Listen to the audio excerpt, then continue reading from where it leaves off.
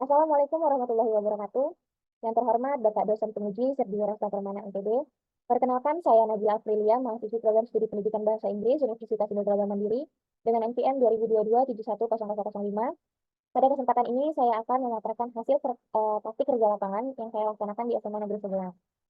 Tentu saja melalui program ini atau PKL ini, saya memperoleh pengalaman langsung dalam lingkungan sekolah, serta saya dapat mengaplikasikan ilmu yang saya pelajari juga selama perkuliahan.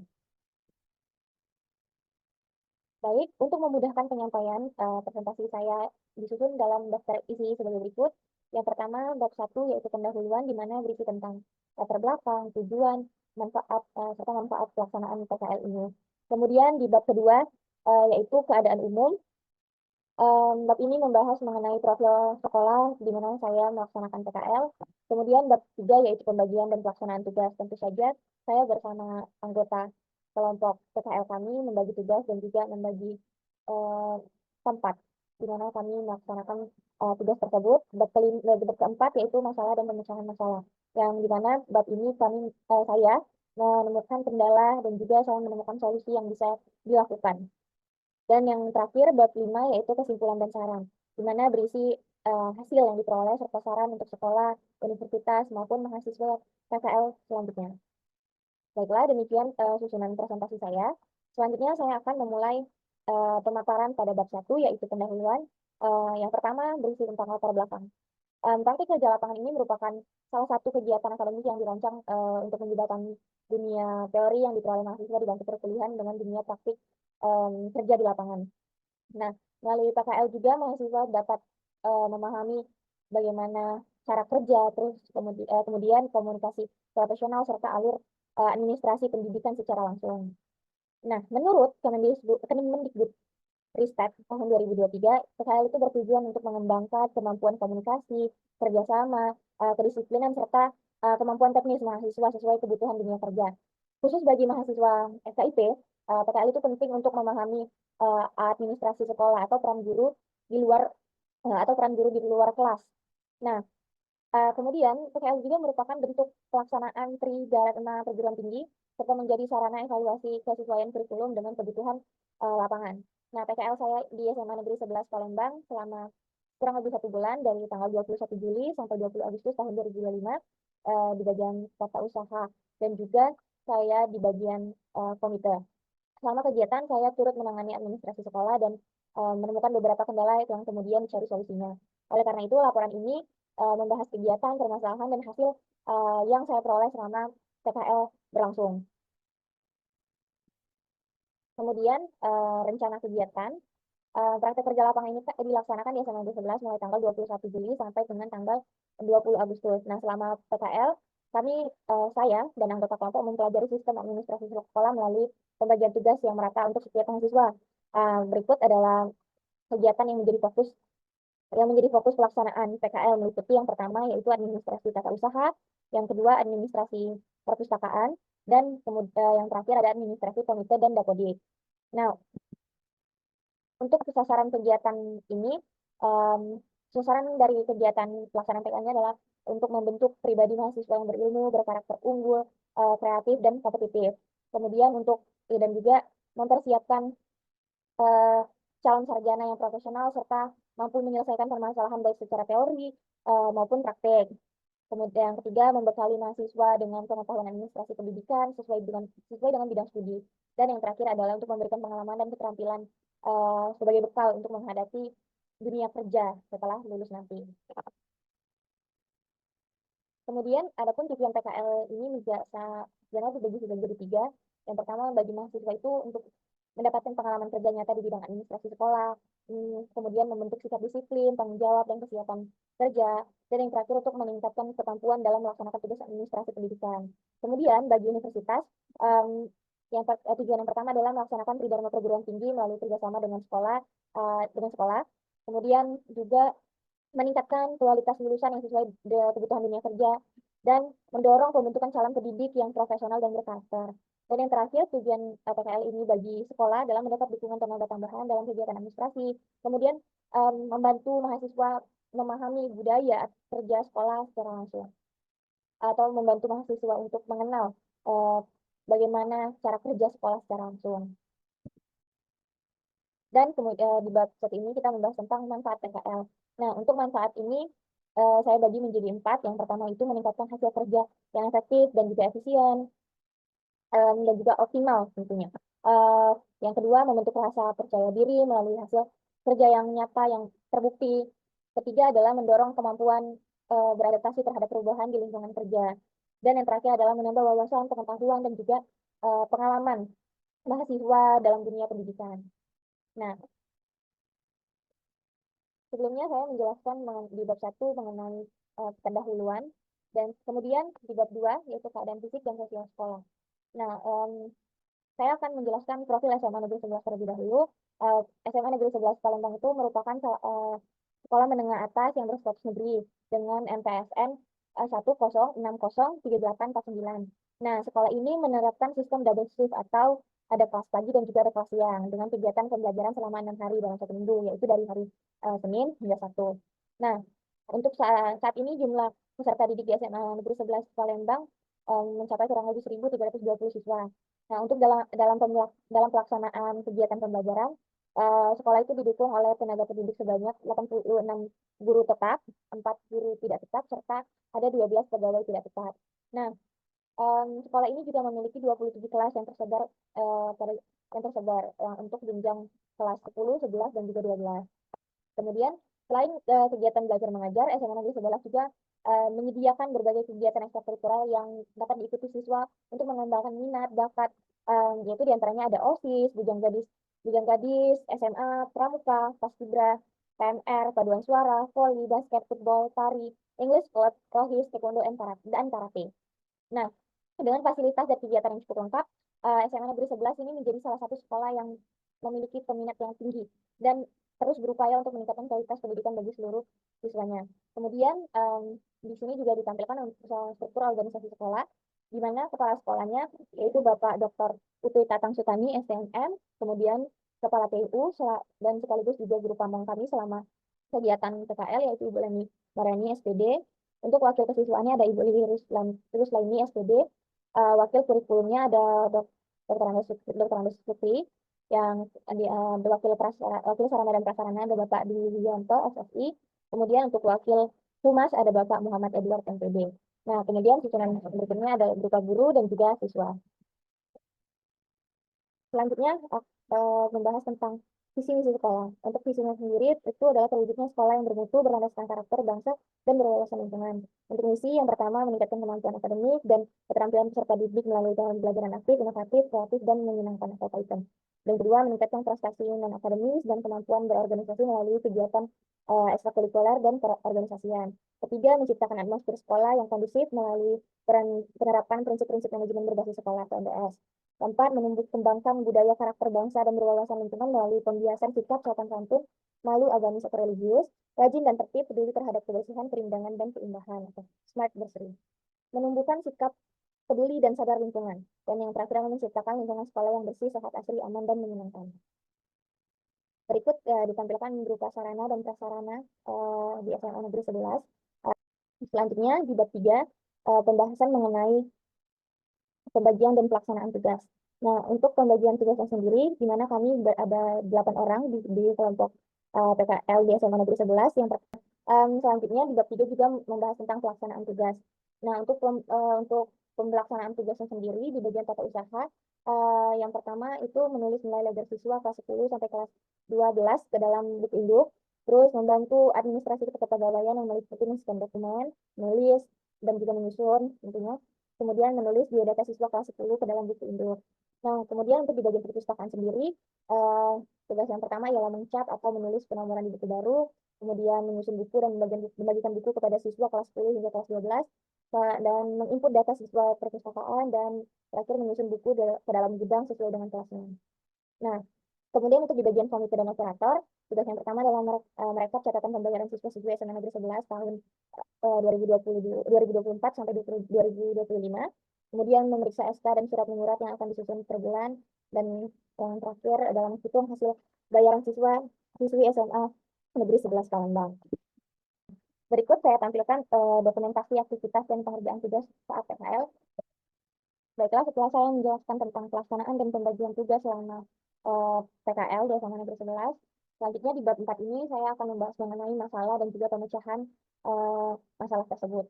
Nah, selama saya melaksanakan PKL di SMA Negeri 11, saya mengetahui bahwa SMA Negeri 11 itu telah menerapkan program Indonesia Pintar atau PIP untuk membantu eh, siswa dalam meringankan biaya pendidikan. Namun, berdasarkan hasil observasi dan juga wawancara selama PKL, saya masih menemukan bahwa ada beberapa hambatan yang masih harus diperhatikan. Nah, seperti yang bisa dilihat, dan permasalahan yang pertama yaitu permasalahan yaitu kurangnya pemahaman siswa terhadap prosedur aktivasi rekening PIP. Banyak siswa kebingungan saat proses pencairan di bank karena tidak menyimak informasi atau penjelasan dari sekolah. Nah, sehingga proses aktivasi dan pencairan dana itu menjadi tertunda.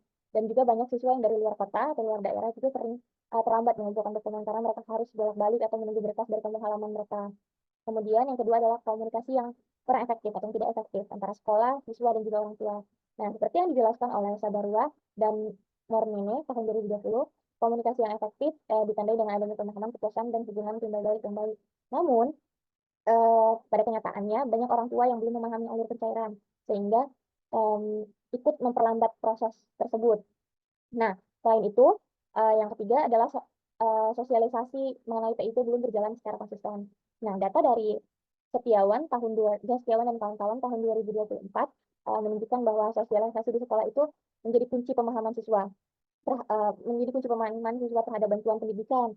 Nah, di SMA Negeri 11 Palembang itu um, masih kurangnya penyampaian informasi yang jelas, jadi membuat siswa sering terlambat aktivasi, menyebabkan juga dana baru bisa diterima pada periode pencairan berikutnya.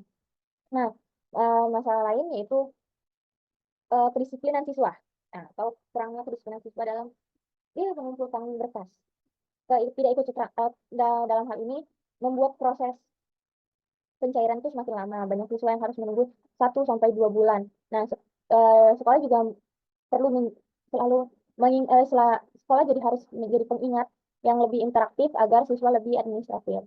Nah, akibatnya secara nasional aktivasi rekening juga menjadi masalah yang besar. Pada tahun 2020, pada tahun 2022 sebanyak 250 miliar dana PIP dikembalikan ke kas negara karena ada 409.700 siswa tidak melakukan aktivasi rekening berdasarkan Puslapdik Kemendik Dasmen 2023. Ini menunjukkan bahwa hambatan teknis masih sangat berpengaruh terhadap keberhasilan program ini.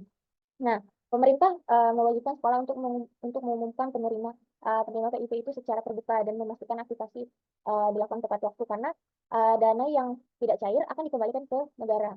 Namun, uh, pada prakteknya perbedaan jadwal pencairan sering menghambat pemanfaatan dana secara optimal. Jadi, penjelasan saya tadi ada sekitar ada 4 masalah utama yang saya temukan di SMA Negeri 11 yang menjadi penghambat atau menjadi salah satu alasan proses aktivasi dan juga pencairan dana PIP itu terlambat ataupun juga tidak uh, sesuai seharusnya. Nah, kemudian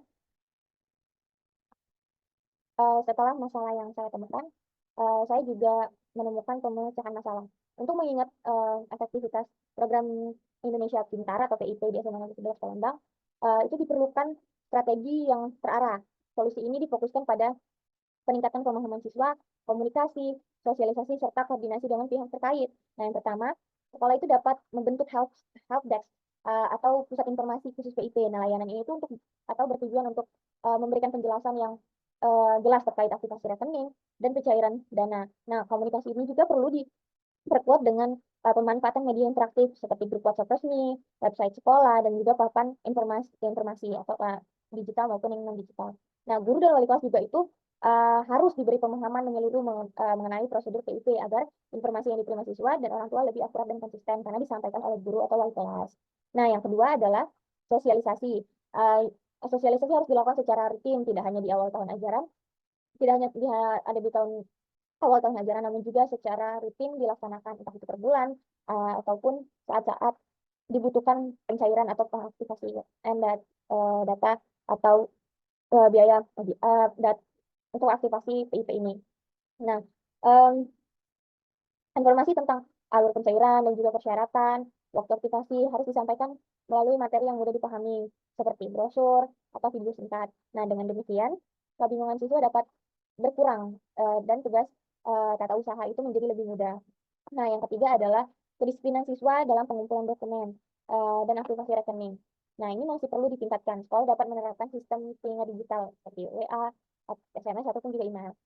Serta menyediakan jadwal yang jelas untuk setiap tahap proses. Nah, pendampingan langsung ke bank juga dapat dilakukan atau membantu mempercepat aktivasi. Nah, pemberian penghargaan bagi siswa yang tertib juga dapat menjadi motivasi tambahan dan membangun kedisiplinan mereka. Adapun juga kemungkinan untuk memberikan sedikit hukuman untuk mahasiswa yang mungkin melakukan keterlambatan. Dan yang keempat adalah perlu sinkronisasi koordinasi antara sekolah, bank penyalur, dan pemerintah pusat. Nah, dengan penyelarasan ini tuh data dan juga jadwal pencarian atau keterlambatan dana dapat diminimalkan. Nah, sekolah juga wajib mengumumkan daftar penerima PIP secara terbuka agar penyaluran tepat sasaran dan tepat waktu.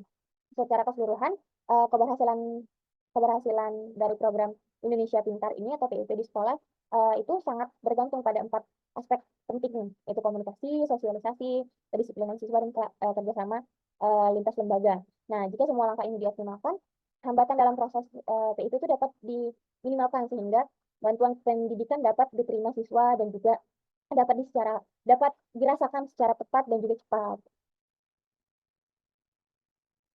Nah, kemudian selama pelaksanaan PKL juga kami mewawancarai waka sarana prasarana, waka kurikulum, waka humas, dan juga waka kesiswaan. Nah, yang pertama yaitu hasil wawancara bersama Bapak Dwi Wianto, SSI, selaku waka sarana prasarana. Nah, selama Bapak Dwi ini menjadi waka sarana dan prasarana, Bapak Dwi menjelaskan bahwa tugas utama beliau adalah memastikan fasilitas sekolah yang mendukung proses belajar mengajar. Nah, kendala besar yang saat ini beliau hadapi yaitu keterbatasan ruang kelas. Jadi sehingga mereka harus menerapkan 2 sesi atau double shift itu tadi. Nah, um,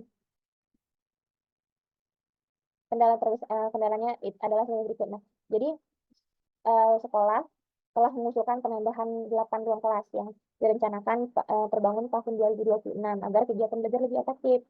Kemudian yang kedua yaitu wawancara dengan Wakil Kepala Sekolah Bidang Humas, Bapak Edward, MPD. Nah, menurut Bapak Muhammad Edward, bidang humas itu bertanggung jawab menjalin kerja sama dengan instansi luar seperti kampus, puskesmas, dan lembaga pendidikan lainnya. Nah, tantangan yang sering muncul ialah komunikasi dengan pihak yang kurang memahami sistem pendidikan atau dunia pendidikan, sehingga diperlukan penjelasan yang tepat dan juga penyebaran informasi yang harus selalu diperbarui. Kemudian, wawancara dengan Wakil Kepala Sekolah Bidang Kurikulum, Bapak Dr. Nasuki. Nah, Bapak Dr. Nasuki itu menyampaikan bahwa tugas bidang kurikulum itu meliputi perencanaan, pelaksanaan, dan evaluasi pembelajaran. Nah, tantangannya yang dihadapi ada seperti perubahan kurikulum dan keterbatasan sumber daya. Ada juga tuntutan teknologi yang terus berkembang. Nah, untuk menjaga kualitas pembelajaran, sekolah juga menerapkan supervisi dan pengecekan administrasi guru secara berkala. Kemudian wawancara bersama Wakil Kepala Sekolah Bidang Kesiswaan, Ibu Lili Rusliani, SPDMSI. Nah, Ibu Lili Rusliani, SPDMSI itu menegaskan bahwa fokus kesiswaan adalah kedisiplinan siswa. Nah, pelanggaran berulang seperti terlambat, ketidakhadiran masih menjadi tantangan bagi Ibu Lili. Nah, kedepannya sekolah menargetkan peningkatan disiplin dalam waktu, pakaian, dan perilaku dengan sistem pembinaan, serta juga pemberian sanksi sesuai aturan. Selain mewawancarai Wakil Kepala Sekolah, kami juga mewawancarai Kepala Tata Usaha, yaitu Ibu Leni Mariani SPD, dan yang merupakan pamong kami selama PKL. Nah, Ibu Leni Mariani SPD menyatakan bahwa uh, bahwa tugasnya adalah mengkoordinasikan seluruh administrasi sekolah. Namun masalah utama yang ia hadapi berasal dari kurang sarana seperti komputer, printer yang sering rusak. Nah, serta adanya miskomunikasi dengan orang tua siswa terkait dengan dana PIP. Harapan beliau adalah perbaikan sarana dan peningkatan komunikasi menjadi fokus utama dari Ibu Leni Mariani. Kemudian kami juga mewawancarai Kepala Perpustakaan Ibu Yusrowani SPD. Nah, Ibu Yusrowani menjelaskan bahwa perpustakaan itu menjadi perpustakaan itu masih menghadapi masalah seperti keterlambatan dan kehilangan buku paket. Nah, sarana penyimpanan buku juga masih kurang memadai.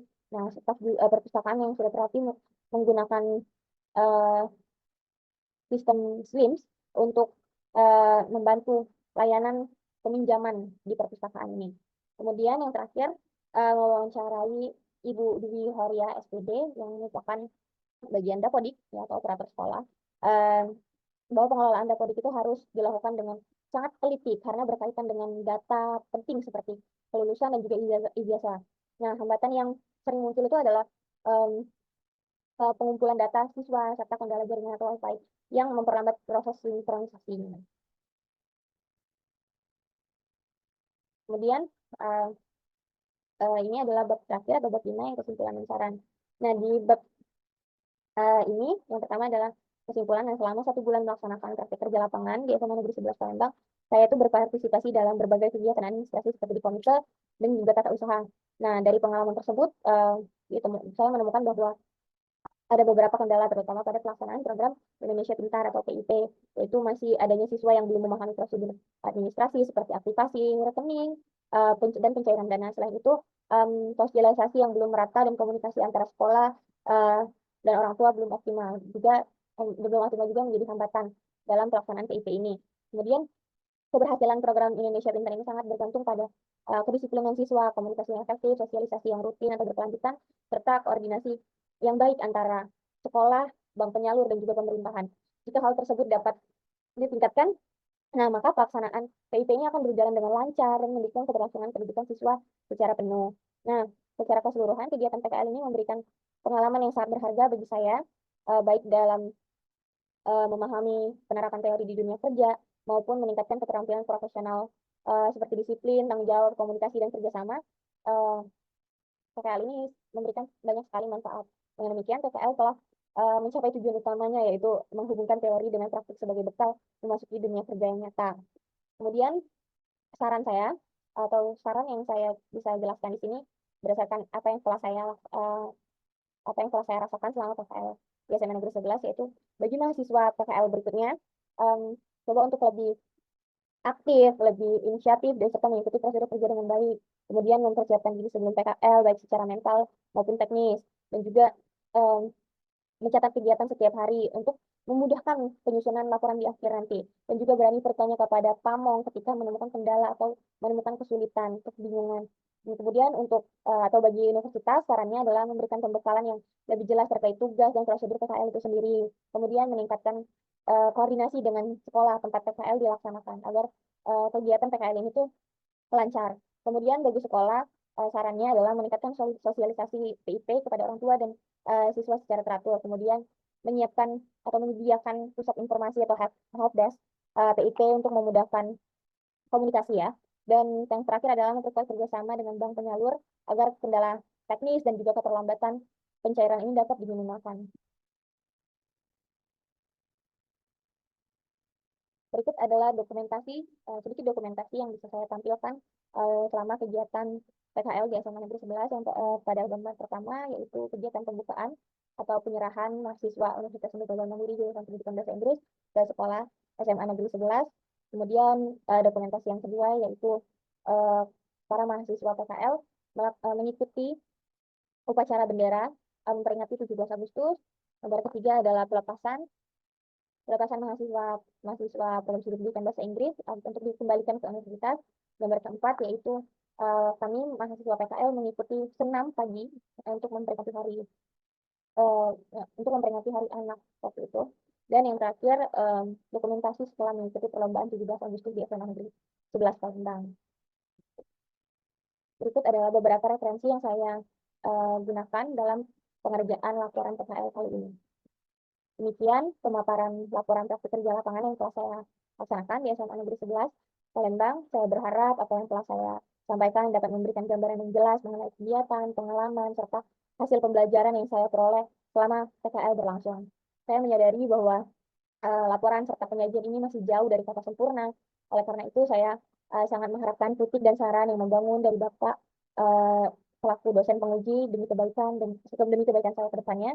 Akhir kata, saya ucapkan terima kasih kepada Bapak, Ibu, Bapak, Ibu pembimbing dan penguji, pada pihak sekolah SMA Negeri 11, serta semua pihak yang telah membantu dalam pelaksanaan PKL ini.